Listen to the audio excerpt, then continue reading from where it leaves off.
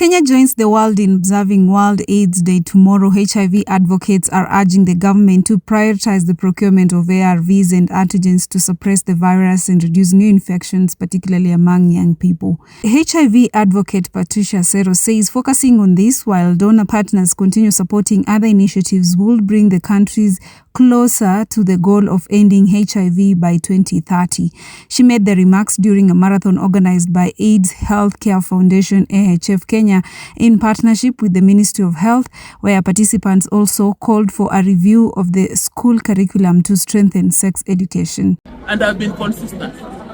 Yeah. So even now I'm still taking first line treatment. There are people on second line, there are people on third line. But I've been consistent, I'm still on treatment.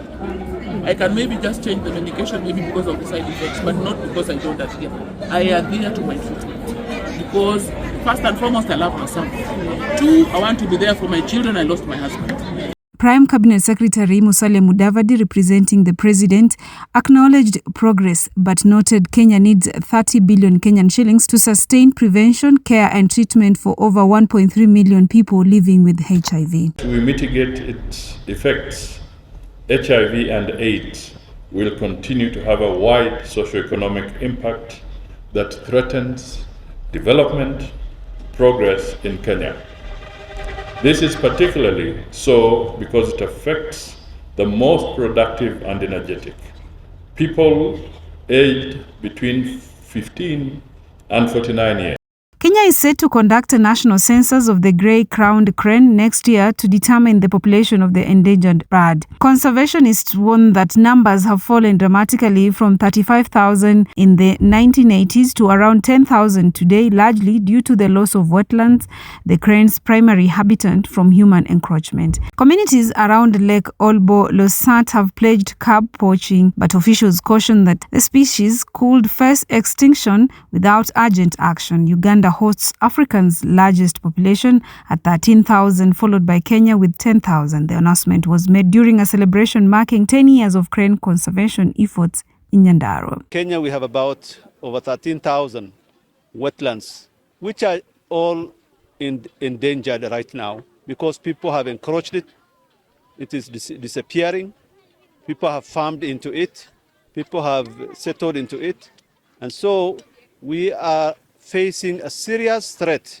So we, as a International Crane Foundation, we work with the communities who live around the wetlands to enable them to work outside the wetlands by introducing skills and technologies that can help them look for alternatives away from the wetlands.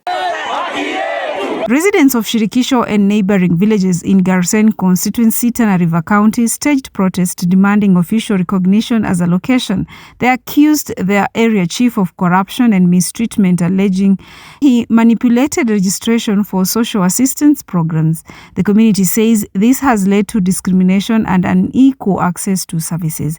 They are now calling on the national government to intervene and grant them location status, which they say would improve service delivery and strengthen grassroots administrations. Kuna sehemu nyingi sana huko ambazo zitajumuisha kupata sisi tuwe na location yetu. So tunaomba na tunataka tupate location yetu tujimiliki wenyewe bila matatizo, kwa sababu tumeona huduma pia ziko mbali na sisi kupata huduma zetu hapa kijiji cha Shirikisho na viunga vyake kwa jumla. To politics now, where Kenya Kwanza leaders have intensified their criticism of the opposition following strong results in recent by-elections. National Assembly Speaker Moses Wetangula and Senate Majority Leader Aaron Cheruiyot accused rival parties of promoting divisive politics. Speaking at a fundraiser for 16 interdenominational churches in 𝐄𝐚𝐬𝐿 East, the leaders said the by-election outcomes reflect growing public confidence in Kenya Kwanza administration and lay the groundwork for President William Ruto's second term bid. Tuko na watu ambao wanafikiri kama si wao hakuna Kenya. Kama kiongozi hatoki kwao hakuna kiongozi. Hao ndio wanataka kuvunja nchi yetu. Siasa ya ukabila, siasa ya chuki, siasa ya matusi. Huwa tunawauliza, wewe ndugu zenu, unajua tunabishana. Na hii uongozi lazima watu wabishane. And that's it from the Eastleigh Voice News Desk.